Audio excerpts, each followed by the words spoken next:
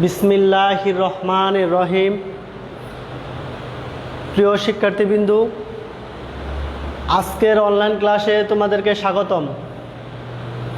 আমি রুবেল খান, প্রভাষক, পদার্থবিজ্ঞান বিভাগ, পাঁচরুকি বেগম আনোয়ারা ডিগ্রি কলেজ। তোমরা জানো ইতিমধ্যে আমি আমার এই অধ্যায়ের 2টা ক্লাস করা হয়েছিল, আজকে হচ্ছে 3য় নম্বর ক্লাস। তো আমি আশা করব বরাবরের মতো তোমরা ক্লাস দেখে যেভাবে কমেন্ট বা মন্তব্য করেছো বা কোনো যে বিষয়গুলো বুঝতেছো না তোমরা আমাকে কমেন্টের মাধ্যমে জানিয়েছো, আমি আশা করবো আজকেও তোমরা তাই করবা। আর আজকের এই পর্যাপিত গতির এই আজকের আলোচনাটা খুবই গুরুত্বপূর্ণ এবং এখান থেকে তোমার গাণিতিক টার্মগুলো বেশি আসে। সেজন্য আমি প্রত্যাশা করব তোমরা পুরো ক্লাস জুড়ে আমার সাথে থাকবা, পাশাপাশি আমার ক্লাসটা দেখবা, দেখার পর যদি কোনো প্রবলেম থাকে তাহলে বরাবর মতো মন্তব্য করবা। আর ঠিক আছে, তো চলো আবার আমরা আজকের ক্লাস শুরু করি। আজকের ক্লাসটা হবে সরল দোল গতি বা সরল দোলক।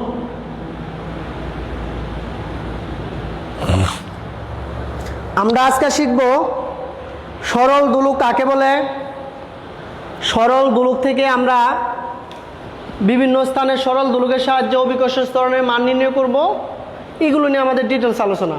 তো চলো আজকে আমরা শুরু করি আজকের ক্লাস সরল দোলগতি বা সরল দোলক।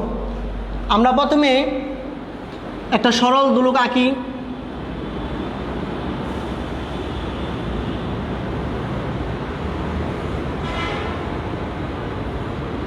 এই হচ্ছে আমাদের আজকের আলোচনা সরল দোলক। তোমরা লক্ষ্য করো এখানে আমরা একটা সরল দোলক আঁকলাম। ধরো সরল দোলকটা একটা সরল দোলক। সরল দোলকটাকে বোঝানোর জন্য আমরা এখানে কয়েকটা অংশ ভাগ করে দিতে হবে, তাহলে তুমি ক্লিয়ার বুঝবা। তাহলে এবার আমরা কয়েকটা অংশ ভাগ করে দেই।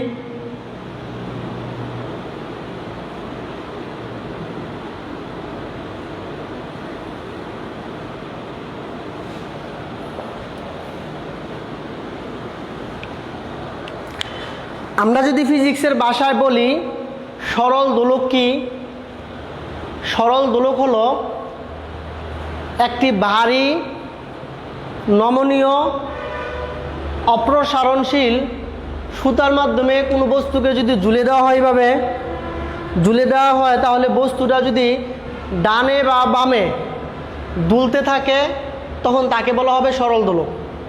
তো ফিজিক্সের যে ভাষা,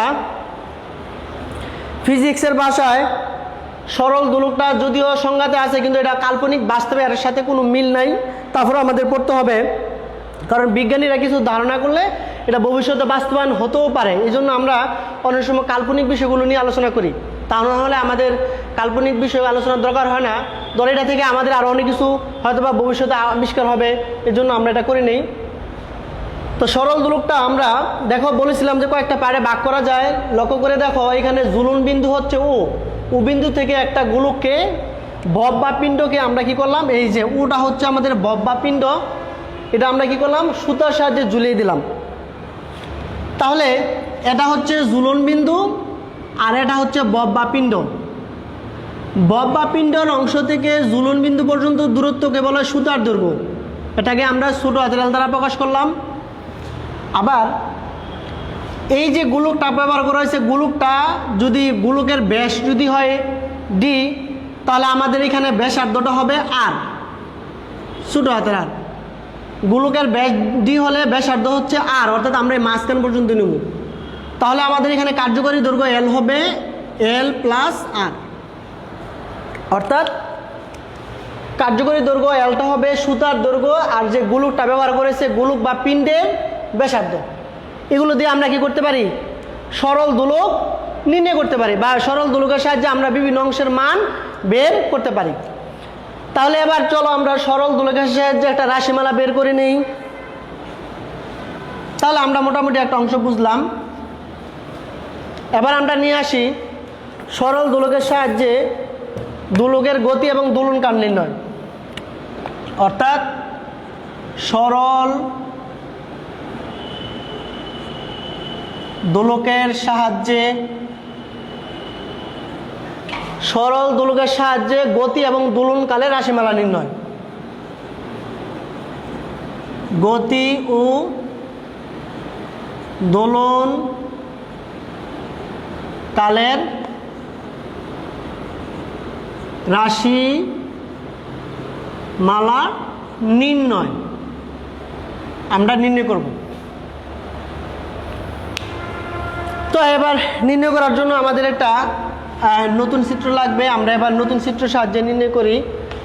ধরো এখানে একটা ঝুলন বিন্দু আছে, এখান থেকে আমি একটা সরল দোলককে এখানে ঝুলিয়ে দিলাম। একটা বস্তুকে বা সরল দোলকটাকে, একটা পিণ্ডটাকে সুতার সাহায্যে ঝুলিয়ে দিলাম। আমি ধরে নিলাম সুতার এখানে ঝুলন বিন্দুটা হচ্ছে এ, আর এই অংশটার দূরত্ব হচ্ছে বি। এটা হচ্ছে গোলকটা আছে। আমরা জানি কোনো বস্তুকে যখন সুতার সাহায্যে ঝুলিয়ে দেওয়া হবে তখন তার ওজনটা নিচের দিকে ক্রিয়া করবে, অর্থাৎ ডাব্লিউ সমান mg, এটা নিচের দিকে ক্রিয়া করবে। এবার এই সরল গোলকটাকে যদি এভাবে ঝুলতে দেওয়া হয় তাহলে কোনো এক সময় আমরা ধরে নিব কোনো এক সময় পর থিটা কোণে বিচ্যুতি হয়ে কি বিন্দু, সি বিন্দুতে আসলো। অর্থাৎ সরল গোলকটা এইভাবে ছিল, থিটা কোণে বিচ্যুতি হয়ে এইভাবে আসলো। বি বিন্দুতে থেকে যখন সি বিন্দুতে আসা হলো তখন এরা দুইটা অংশ কাজ করবে। ওজনটা সরাসরি নিচের দিকে ক্রিয়া করবে,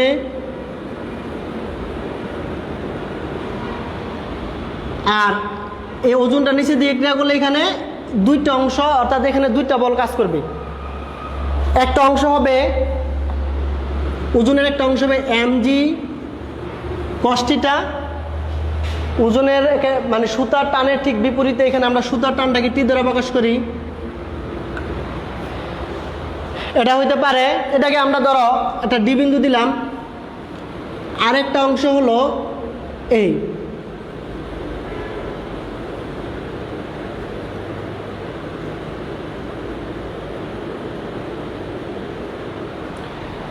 অর্থাৎ আমি সি বিন্দুটাকে দুইটা অংশ ভাগ করে দিলাম, এটাকে আমরা ই ধরি,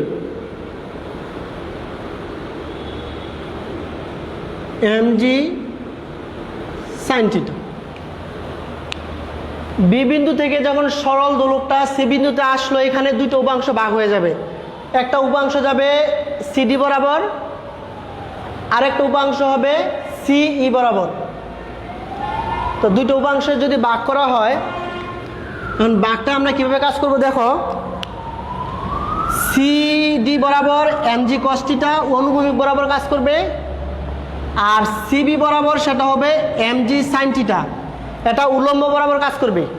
অর্থাৎ যে কোনো বস্তুটাকে অনুভূমিক ও উলম্ব উপাংশ দুটা ভাগে ভাগ করা যায়। আমরা অনুভূমিক উপাংশটাকে mg cos থিটা এবং উলম্ব উপাংশটাকে mg sin থিটা ভাগ করলাম। এবার লক্ষ্য করো mg cos থিটাটা সিডি বরাবর যখন কাজ করবে তখন সুতার টান দ্বারা, এই যে এখানে একটা টান কাজ করতেছে, এই যে টান, একটা বস্তুরে যখন আমি সুতার সাহায্যে ঝুলিয়ে দেয় তো সুতার বস্তুটা যখন নিচের দিকে কাজ করবে তো সুতা এটা কী করবে, টান দ্বারা প্রশমিত করবে। তো সেই ক্ষেত্রে সিডির যেই mg cos থিটাটা এটা সুতার টান দ্বারা কী করবে, প্রশমিত করবে, মানে সমান বিপরীত হয়ে কাজ করবে, এটা বাদ হয়ে যাবে। তখন আমাদের শুধু কাজ করবে কি, এই যে সিই বরাবর যেই সরল দোলকটা এটা শুধু কাজ করবে, এটা হচ্ছে mg sin থিটা। অর্থাৎ আমাদের এই বলটা কাজ করবে, এটাও তো একটা পত্তানি বল হিসেবে কাজ করবে, এই জন্য এটার মান হচ্ছে মাইনাস। অর্থাৎ বল আমরা আগের ক্লাসগুলোতে দেখেছিলাম যে বল সরণের সমানুপাতিক এবং বিপরীত, এই জন্য বল সরণের সমানুপাতিক এবং বিপরীত এটাকে আমরা একটা 1 নং সমীকরণের মাধ্যমে প্রকাশ করি। এটা হচ্ছে একটা পত্তানি বল, এই জন্য বিপরীত বল। এবার চলো নিউটনের দ্বিতীয় সূত্র হতে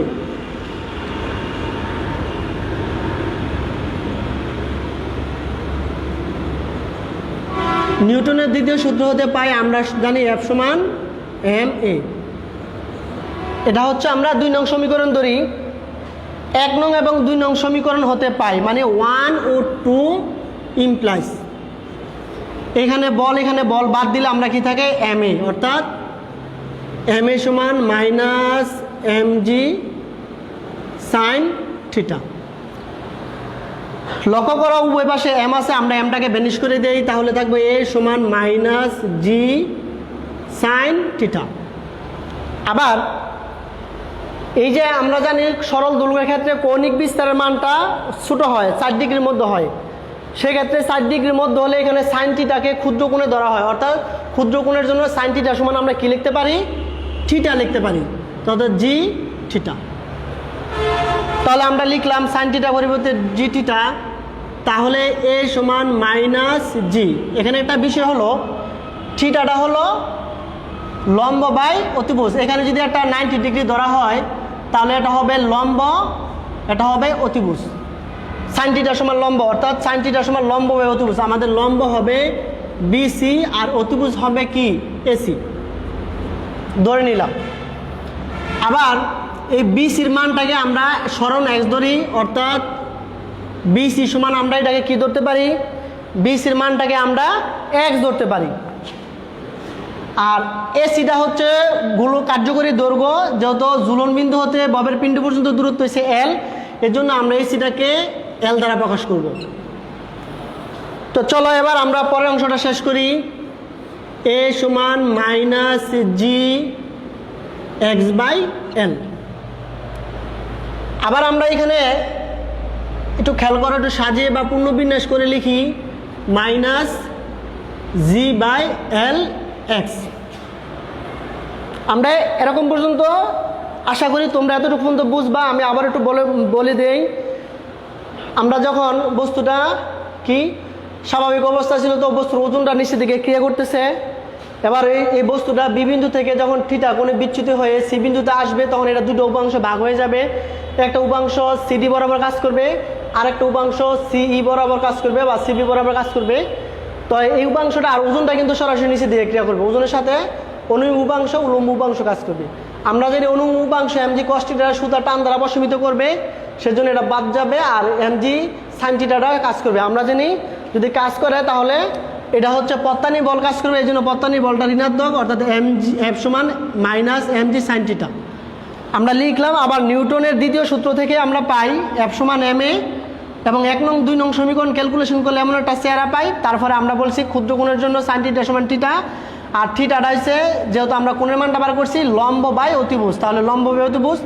অতিভুজ এখানে আমাদের লম্বর মান হচ্ছে এক্স, আর অতিভুজ হচ্ছে কি বড় হাতের এল, অর্থাৎ কার্যকরী দৈর্ঘ্য।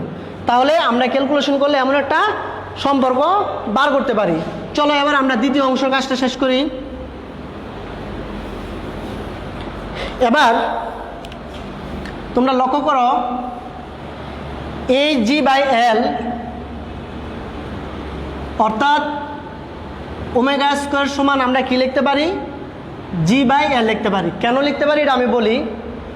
অভিকর্ষ ত্বরণের মানটাকে আমরা ফিক্সড ধরি, বা একটা নির্দিষ্ট মান আছে আমরা জানি ফিজিক্সের ভাষায়। আর কার্যকরী দৈর্ঘ্য যেহেতু আমি একটা সুতার সাহায্যে ঝুলাবো, সুতাটা কত সেন্টিমিটার লম্বা ঝুলছে এবং গুলুকটা ব্যবহার করবো, গুলুকের কত ব্যাস আছে বা ব্যাসার্ধ আছে, এটুকুলো আমরা নির্ণয় করতে পারি। এই জন্য এই মানগুলোকে নির্দিষ্ট বা পরিবর্তনশীল না, বা নির্দিষ্ট মানে পরিবর্তনশীল না হলে তাকে আমরা ধ্রুবক হিসেবে ধরতে পারি। তাহলে এটা ধ্রুবকটা হচ্ছে ওমেগা স্কোয়ার, এটাকে আমরা ধরি। তাহলে ধরলে এবার আমরা একটু কাজ করে নেই। তাহলে আমরা এ ওমেগা স্কোয়ার কি লিখতে পারি, এক্স লিখতে পারি। তাহলে এ ওমেগা স্কোয়ার এক্স লিখলে আবার আমরা এটাও জানি যেহেতু মাইনাস ওমেগা স্কোয়ার সমান ধ্রুবক, তাহলে এই ধ্রুবকে আর মাইনাস সমান সমান দিয়ে সমানুপাতিক লেখা যায়। অর্থাৎ এখানে লেখার উদ্দেশ্য হলো আমরা সরল দোলগতির সম্পর্কে একটা বৈশিষ্ট্য আছে যে সরণ ত্বরণের সমানুপাতিক এবং অভিমুখী, বা সরণ ত্বরণের সমানুপাতিক, এখানে আমরা ধনাত্মক মানটা নিলাম। তাহলে এটা আমরা কি করতে পারি, লিখতে পারি। তাহলে এবার আমরা আরেকটু কাজ করি। এই যে আমরা ওমেগা স্কোয়ার যে ধরলাম, ওমেগা স্কোয়ার সমান জি বাই এল, তাহলে ওমেগা সমান কি root over G by L, আমরা এতটুকু কি করতে পারি, লিখতে পারি। তাহলে আমরা যে এতটুকু লিখতে পারি, তাহলে এটা কৌণিক বেগের মান বার হয়েছে। আবার আমরা পর্যায়কালের সম্পর্ক থেকে পাই 2 পাই বাই ওমেগা, এটা আমরা প্রথম দিকে শিখেছিলাম। পর্যায়কাল হচ্ছে কি টি সমান 2π/ω। এবার আমরা যদি সে টি এর মানটা বসিয়ে দেই 2π, ওমেগার মান কি মানে g/L√ওভার। অর্থাৎ এখন এটা যদি আমরা আর একটু পূর্ণবিন্যাস করে লিখি তাহলে L/g। তাহলে আমাদের আজকের একটা অংশ আমরা পাইলাম, অর্থাৎ সরল দোলগতির সমীকরণ বা রাশিমালা। দেখো ওমেগা স্কয়ার সমান g/L, তাহলে এখানে কি ওমেগার বর্গমূল করলাম। আবার আমরা টি সমান 2π/ω, ওমেগার মানটা বসে আমরা পূর্ণবিন্যাস করলে আমরা এমন একটা মান পাইলাম, অর্থাৎ টি সমান 2π/L/g। এখানে টিটা হচ্ছে কার্যকরী দৈর্ঘ্য, টিটা হচ্ছে পর্যায়কাল বা দোলনকাল, এলটা হচ্ছে কার্যকরী দৈর্ঘ্য, আর জিটা হচ্ছে আমাদের কি অভিকর্ষ ত্বরণ। তাহলে আমরা এগুলো বের করতে পারি। এবার আমরা চলো এইটা থেকে আমরা কি কি সমীকরণ পাই, সমীকরণটা বের করে দেই।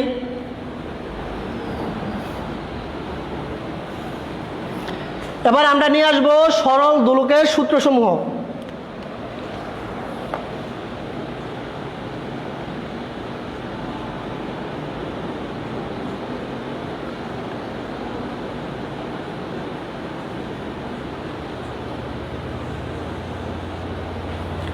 আমরা সরল দোলকের 4 ধরনের সমীকরণ বা সূত্র পাই। ইনশাল্লাহ আমি পর্যায়ক্রমিকভাবে এই 4 ধরনের সমীকরণটা আমি তোমাদেরকে বলবো। আমরা প্রথম সমীকরণটা বা প্রথম সূত্রটা হবে, প্রথম সূত্র কি? প্রথম সূত্রটা হবে সমকালের সূত্র, অর্থাৎ প্রথম সূত্র হচ্ছে সমকাল। সমকালের বা একটু সুন্দর করে লেখা যায়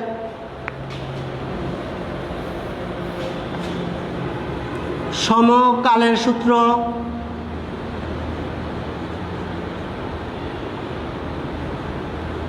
দুই নাম্বারটা হচ্ছে কার্যকরী দৈর্ঘ্য সূত্র।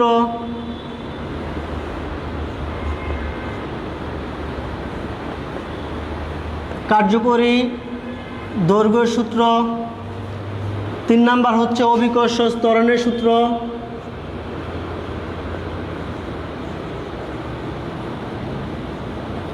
অভিকর্ষ ত্বরণের সূত্র। আর 4 নাম্বারটা আমরা লিখব কি? ভরের সূত্র, ভর।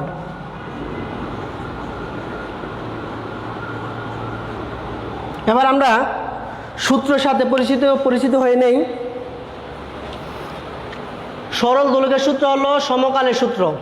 সমকালের সূত্রটা হলো কৌণিক বিস্তার 4 ডিগ্রির মধ্যে থাকলে সরল দোলকের প্রতিটি দোলনের জন্য, এখানে বিষয়টা হলো কৌণিক বিস্তার 4 ডিগ্রির মধ্যে থাকতে হবে এবং নির্দিষ্ট মাধ্যমে মধ্যে সরল দোলকের দোলনকাল, অর্থাৎ প্রতিটি দোলন সমান সময় সমান পথ অতিক্রম করবে। অর্থাৎ কৌণিক বিস্তার 4 ডিগ্রির মধ্যে হলে দোলকের কার্যকরী দৈর্ঘ্য অপরিবর্তিত থাকলে কোনো নির্দিষ্ট স্থানে সরল দোলকের প্রতিটি দোলনের জন্য সমান সময় লাগবে। এটা হচ্ছে বইয়ের ভাষা, আমি একটু সুন্দর করে বুঝিয়ে দিই। ধরো এখানে একটা সরল দোলকটাকে এভাবে, এটা এসে গোলকের পিণ্ড যদি এভাবে ঝুলিয়ে দেওয়া হয়, তো এখানে কার্যকরী দৈর্ঘ্যটা ঠিক থাকবে, অর্থাৎ বস্তুটা উপরে নিচে উঠানো যাবে না, এভাবে থাকতে হবে আর নির্দিষ্ট মাধ্যমে থাকতে হবে। অর্থাৎ আমরা যে অবস্থানে থাকি সেই অবস্থানের সমীকরণটা বের করতে হবে বা পরীক্ষাটা করতে হবে। এখানে হয়তো বা পাহাড়ের উচ্চতা হইতে পারে, বিল্ডিংয়ের ছাদ হইতে পারে, অথবা মাটির লেভেল হইতে পারে, যে কোনো একটা নির্দিষ্ট জায়গায় তুমি এই সূত্রটা প্রয়োগ করতে হবে। তাহলে আমরা এইভাবে যদি গোলকটাকে পিণ্ডকে ধরে এভাবে যদি এভাবে ঝুলাই দেই, তো ঝুলাই দিলে শর্ত হবে এই মানে কৌণিক যেই মানটা বা স্বর্ণের মানটা যেন 4 ডিগ্রির বেশি না হয়, আর তোমার কি করতে হবে প্রতিটি দোলনের জন্য সমান সময় লাগবে। অর্থাৎ এটা বোঝানোর জন্য হলো, ধরো আমি এটাকে যদি গোলকের পিণ্ড মনে করি, তাহলে এইভাবে গিয়া এইখানে আসতে যতটুকু সময় লাগবে, এটা বাম পাশে গিয়ে এখানে আসতে ততটুকু সময় লাগবে। অর্থাৎ পূর্ণ দোলনের জন্য ডান পাশে যাইতে যতটুকু সময় লাগবে, বাম পাশে আসতে একই সময় লাগবে। এটা হচ্ছে তোমার সমকালের সূত্র। তাহলে আমরা এটা বুঝলাম। তা এবার আমরা নিয়ে আসি দ্বিতীয় সূত্র। দ্বিতীয় সূত্রটা হলো কৌণিক বিস্তার 4 ডিগ্রির মধ্যে থাকলে, অভিকর্ষ ত্বরণের মান অপরিবর্তিত থাকলে সরল দোলকের দোলনকাল তার দৈর্ঘ্যের বর্গমূলের সমানুপাতিক। কার্যকরী দৈর্ঘ্যের বর্গমূলের সমানুপাতিক। কৌণিক বিস্তার 4 ডিগ্রির মধ্যে থাকলে এখানে তুমি ধ্রুবক হবে অভিকর্ষ ত্বরণ জি। কৌণিক বিস্তার 4 ডিগ্রির মধ্যে হলে দোলকের অভিকর্ষ ত্বরণের মান অপরিবর্তিত থাকলে এটাকে আমরা ধ্রুবক হিসাবে ধরি, ধ্রুবক। তাহলে কৌণিক বিস্তার 4 ডিগ্রির মধ্যে হলে অভিকর্ষ স্তর মানে অভিকর্ষ স্তরের মান ঠিক থাকবে বা ফিক্স থাকলে বা ধ্রুব থাকলে সরল দোলকের দোলনকাল তার কার্যকরী দৈর্ঘ্যের সমানুপাতিক। এটা হচ্ছে একটা সূত্র, এটাকে আমরা একটা সমীকরণের মাধ্যমে প্রকাশ করি, আমাদের সামনে প্রয়োজন লাগবে। তো ওই সরল দোলকের দোলনকাল তার কার্যকরী দৈর্ঘ্যের বর্গমূলের সমানুপাতিক। এখানে বিষয়টা হলো কার্যকরী দৈর্ঘ্যের মান বাড়লে সরল দোলকের দোলনের কালের মান বাড়বে, কার্যকরী দৈর্ঘ্যের মান বাড়লে দোলনকাল বাড়বে। আর আমরা জানি দোলনকাল বাড়লে ঘড়িটা আস্তে আস্তে চলবে, অর্থাৎ টির মান সময়ের মান যখন বেড়ে যাবে তখন ঘড়িটা কী করবে, আস্তে আস্তে দুলবে। এটার উদ্দেশ্য হলো, ধরো এটার একটা ব্যাখ্যা আছে এরকম যে গরমের দিনে বা গ্রীষ্মের সিজনে যখন তাপ থাকে, আর আমরা জানি ঘড়ির কাঁটার গতিটা, ঘড়ির কাঁটার যেই তোমার এই কাঁটাগুলো থাকে এগুলো ধাতু, কোনো না কোনো ধাতু তৈরি থাকে। তো ধাতু তৈরি থাকলে তাপের কারণে ধাতুটা কী করে প্রসারিত হয়, অর্থাৎ প্রসারিত হয়ে পূর্বের অবস্থা থেকে বৃদ্ধি পায়। আর তাপে যখন বৃদ্ধি পাবে তখন এই কাঁটার দৈর্ঘ্যটা বেড়ে যাবে, আর ঘড়ির কাঁটার দৈর্ঘ্যটা বেড়ে গেলে ঘড়িটা আস্তে আস্তে আস্তে আস্তে ঘুরবে এবং ঘুরলে আমাদের সময়ের ব্যবধানটা বেড়ে যাবে। এই জন্যই শর্তটা ব্যবহার করা হয়েছে। আবার যদি মনে করো যে শীতের সিজনে পরিবেশে তাপমাত্রা কম থাকে, তখন এটা কি করে, ঘড়ির কাঁটাটা সংকুচিত হয়। আর ঘড়ির কাঁটা যখন সংকুচিত হবে তখন কি করবে, পর্যায়কালের মান বা মানে এখানে সরল দোলকের দোলনকালের মানটা কমে যাবে। আর সরল দোলকের দোলনকালের মানটা কমে গেলে ঘড়িটা কী করবে, আগের চেয়ে তাড়াতাড়ি ঘোরার চেষ্টা করবে, তখন ঘুরলে সময়ের ব্যবধানটা কী করবে, কমে যাবে। এই জন্য আমরা এই শর্তটা ব্যবহার করতে পারি। তাহলে আশা করি তুমি আমার পড়াটা বুঝছো। এবার আমরা নিয়ে আসি অভিকর্ষ ত্বরণের সূত্র। অভিকর্ষ ত্বরণের সূত্র হলো দোলকের কার্যকরী দৈর্ঘ্য অপরিবর্তিত থাকলে সরল দোলকের দোলনকাল তার অভিকর্ষ ত্বরণের বর্গমূলের সমানুপাতিক। এটাকে আমরা 2 নং সমীকরণ ধরি, আর এটা হচ্ছে ধ্রুবক। অর্থাৎ নির্দিষ্ট মাধ্যমে দোলকের কার্যকরী দৈর্ঘ্য অপরিবর্তিত থাকলে সরল দোলকের দোলনকাল তার অভিকর্ষ ত্বরণের বর্গমূলের কি, ব্যস্তানুপাতিক। তো বর্গমূলের ব্যস্তানুপাতিক হলে এবার আমরা এই 2টা সমীকরণ লিখলাম। আর এখানে তোমার বরের সূত্রটা নিয়ে আসি। এখানে বরের সূত্র হলো কৌণিক বিস্তার 4 ডিগ্রির মধ্যে থাকলে দোলকের কার্যকরী দৈর্ঘ্য অপরিবর্তিত থাকলে নির্দিষ্ট স্থানে সরল দোলকের দোলনকাল, নির্দিষ্ট স্থানে সরল দোলকের দোলনকাল ভবের ভর আয়তন উপাদানের উপর নির্ভর করায় না। অর্থাৎ ভবের যে ববটা গোলকটা থাকবে বা পিণ্ডটা থাকবে, সে গোলকের পিণ্ডটা ভর আয়তন উপাদানের উপর নির্ভর করবে না। অর্থাৎ তুমি ভারী গোলক দিলে তোমার যা মান পাবে, হালকা গোলক দিলে একই মান পাবে এটা। আর আয়তনটা হলো তো বড় ছোট হয়। আর উপাদান বললে এখানে কি, তামার তৈরি হতে পারে, অ্যালুমিনিয়াম হতে পারে, গোল্ডের হতে পারে, যে কোনো উপাদান দিয়ে তৈরি হোক না কেন এখানে মানের কোনো পরিবর্তন হবে না। এটা হচ্ছে বরের সূত্র। চলো এবার আমরা 2 নম্বর এবং 3 নম্বর সমীকরণটাকে গাণিতিকভাবে প্রকাশ করি। তাহলে আমরা 2 নম্বর সমীকরণ ছিল t সমানুপাতিক √l, আর 3 নম্বর সমীকরণ ছিল t সমানুপাতিক √1/√g। তাহলে 1 ও 2 হতে, তাহলে t সমানুপাতিক l/g, এটা হচ্ছে আমাদের সমীকরণ। এই সমীকরণটাকে আমরা একটু কাজ করি, এই সমান সমান দিয়া সমানুপাতিকের পরিবর্তে সমান চিহ্ন দিয়া এখানে l/g লেখা যায়। এটা হচ্ছে আমাদের সরল দোলকের দোলনকালের সমীকরণ, আমরা ইতিমধ্যে বের করেছি। তাহলে আমি আশা করি তোমরা এই অংশটা বুঝছো। চলো এবার আমরা আরেকটু সামনে আগাই, তোমাদেরকে নিয়ে আমরা একটু কাজ করি।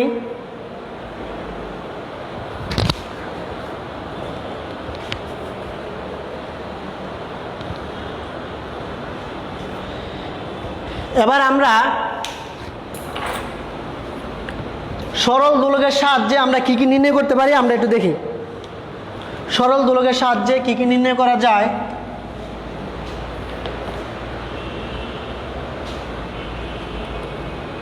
সরল দোলকের সাহায্যে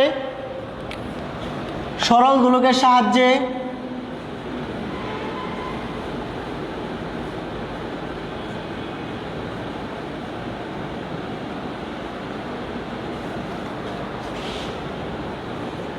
সরল দোলকের সাহায্যে কি নির্ণয় করা যায়, কোন স্থানে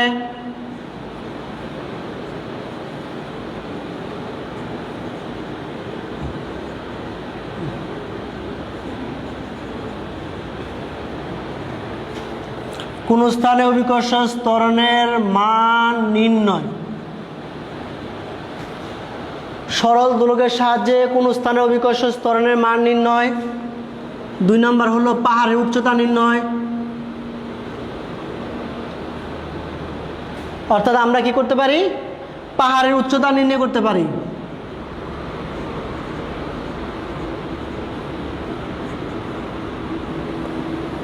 আর 3 নাম্বার হলো সময় থেকে আমরা কি করতে পারি, সময়ের পরিমাপ করতে পারি।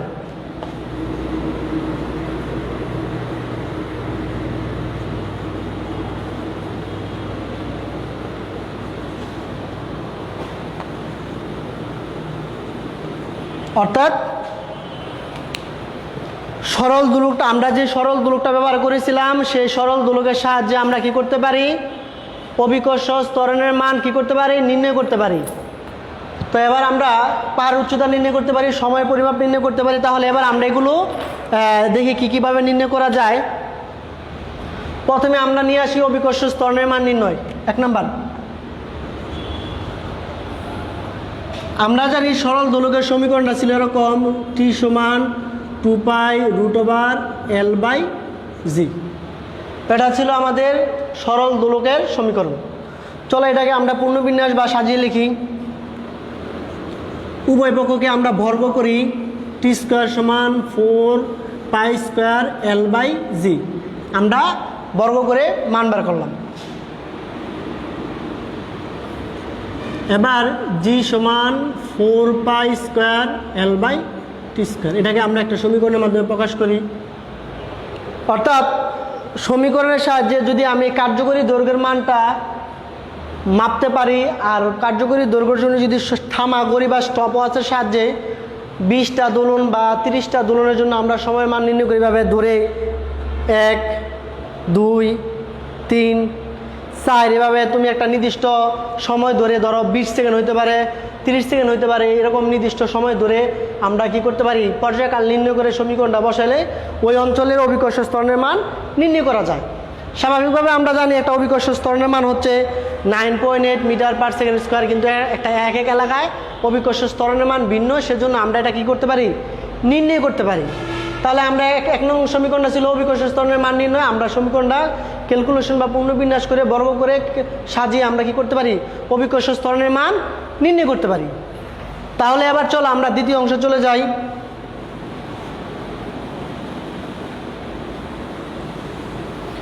পাহাড়ের উচ্চতা আমরা কি করব, নির্ণয় করব। পাহাড়ের উচ্চতাটা কিভাবে নির্ণয় করব একটু লক্ষ্য করো। এটা নির্ণয় করার জন্য আমার একটা সুন্দর একটা চিত্র দরকার হয়। আমরা চিত্রটা আঁকি।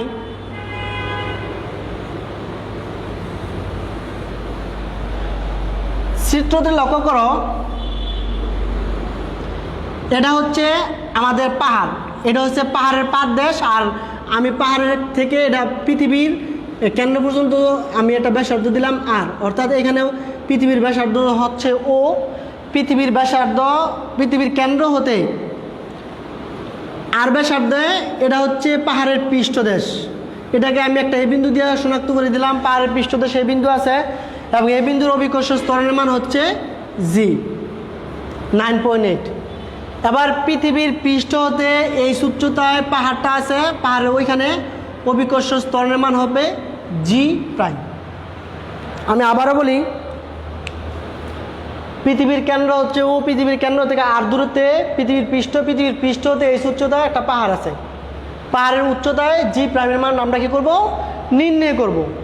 আমরা তো এটাও জানি যে পৃথিবীর ভর বড় হাতের m, পৃথিবীর ব্যাসার্ধ বড় হাতের r, এবং মহাকর্ষ ধ্রুবক যদি g হয়, তাহলে পৃথিবীর পৃষ্ঠে অভিকর্ষ ত্বরণের মান হবে g সমান gm/r²।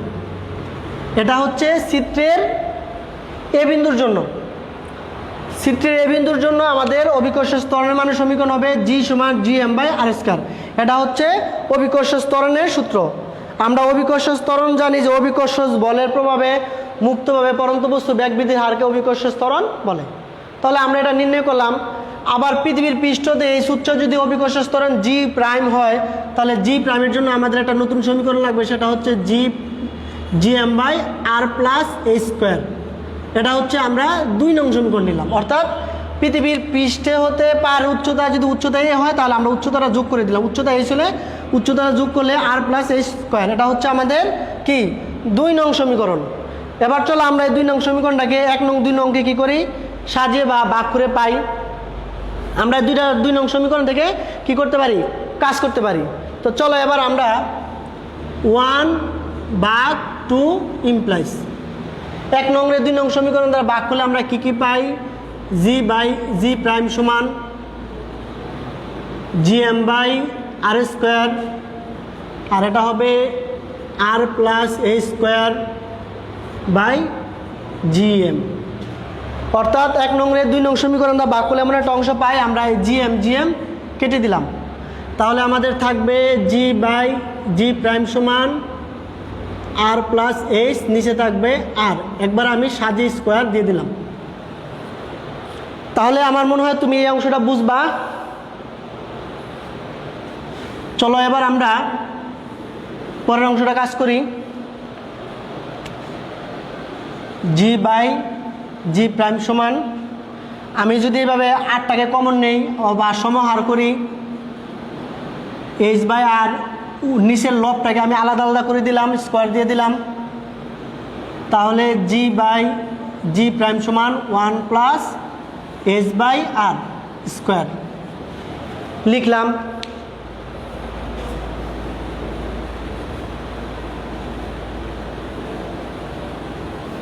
এবার আমরা পক্ষান্তর করি, 1 plus H by R square সমান জি বাই জি প্রাইম। এবার বর্গমূল করি, 1 প্লাস এইচ বাই আর সমান জি বাই জি প্রাইম। এই মাইনাসটা এই পাশে গেলে, এই প্লাসটা এই পাশে গেলে মাইনাস হবে, তো এইচ বাই আর সমান জি বাই জি প্রাইম √(-1) প্লাসটা মাইনাস। এবার যদি আমি এইচটাকে নিয়ে আসি তাহলে জি বাই জি প্রাইম -1 ইন্টু আর।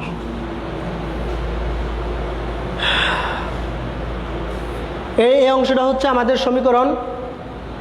অর্থাৎ এটাকে আমি একটু বাক্স বানিয়ে দিই, এটা মুখস্থ করে নিলে তুমি অনেকগুলো কাজ করতে পারবে। এটা আমরা 3 নং সমীকরণ করি।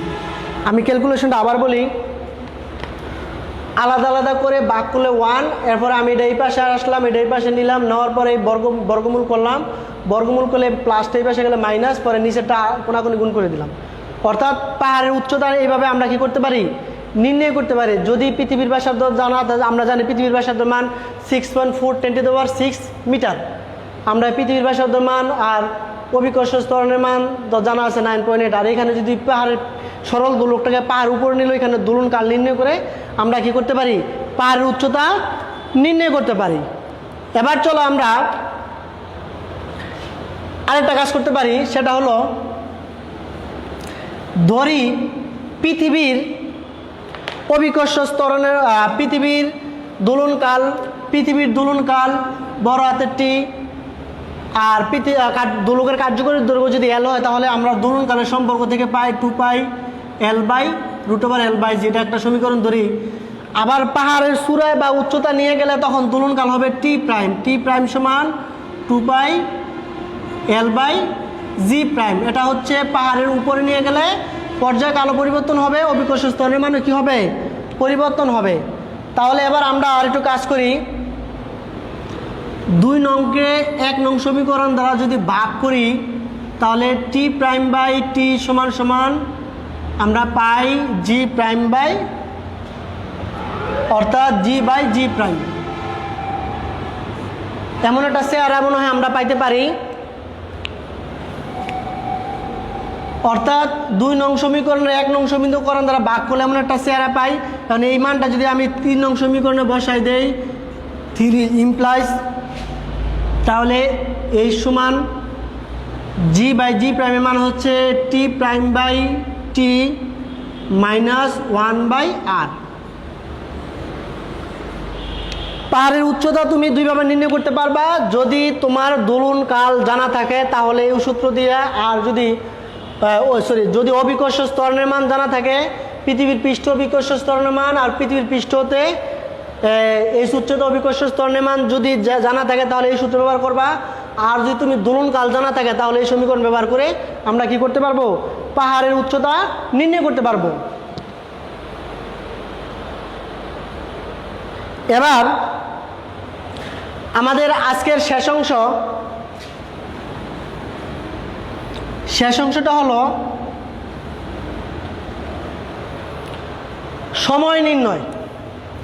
সরল দোলকের সাহায্যে আমরা কিভাবে সময় নির্ণয় করব। ধরো পৃথিবীর আমরা জানি 24 ঘন্টায় একদিন, 60 মিনিটে 1 ঘন্টা সমান 60 মিনিট, আবার 1 মিনিট সমান 60 সেকেন্ড। এই সবগুলো মান হবে 86400 সেকেন্ড। অর্থাৎ একদিনে আমাদের কত 86,400 সেকেন্ড আমাদের কি করে ঘড়ি পার দেয়, বা একদিনে এত সেকেন্ড হয়। এখন এই এত সেকেন্ড হলে আমাদের কি প্রতিদিন বা পার ডে যদি আমরা হয় তাহলে একদিন সমান আমরা কি লিখতে পারি, তাহলে একদিন, সুতরাং একদিন সমান 86400 এত সেকেন্ডটাকে আমরা কি করতে পারি, বিবেচনা করতে পারি।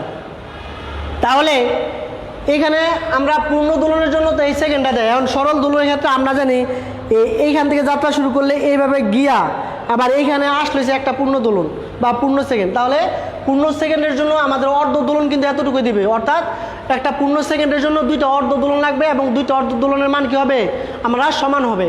তাহলে আমরা ধরে নিলাম এভাবে যে একটি, যদি আমরা দিনের বেলা বা অথবা গরমের দিনে হয় তাহলে n সংখ্যক যদি ঘড়িটা ধীরে চলে, মানে ঘড়ির কাঁটা বেড়ে, তাপের কারণে ঘড়ির কাঁটাটা যদি বেড়ে যায় তখন সেক্ষেত্রে কী হবে, ঘড়িটা ধীরে চলবে। আর যদি ধীরে চলে তাহলে আমরা ধরে নিলাম একটি ঘড়ি, ধরে নিলাম যে একটি ঘড়ি দিনে n সেকেন্ড কি ধীরে চলে।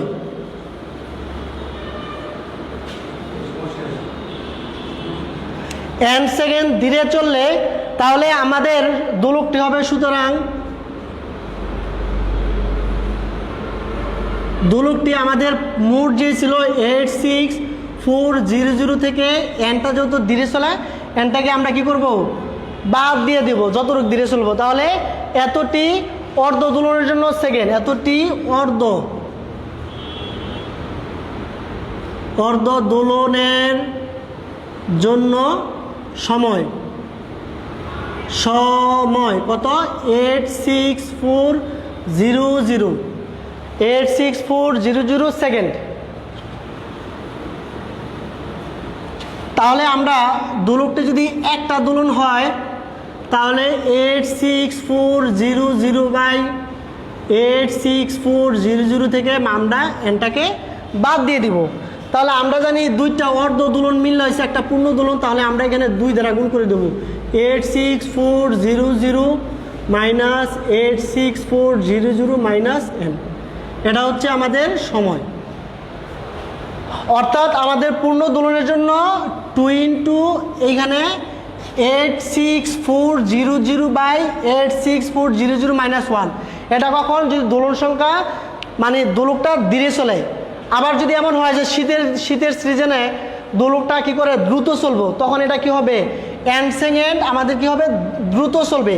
তখন দ্রুত চললে তখন আমাদের সমীকরণটা হবে 286,400/86400 প্লাস n।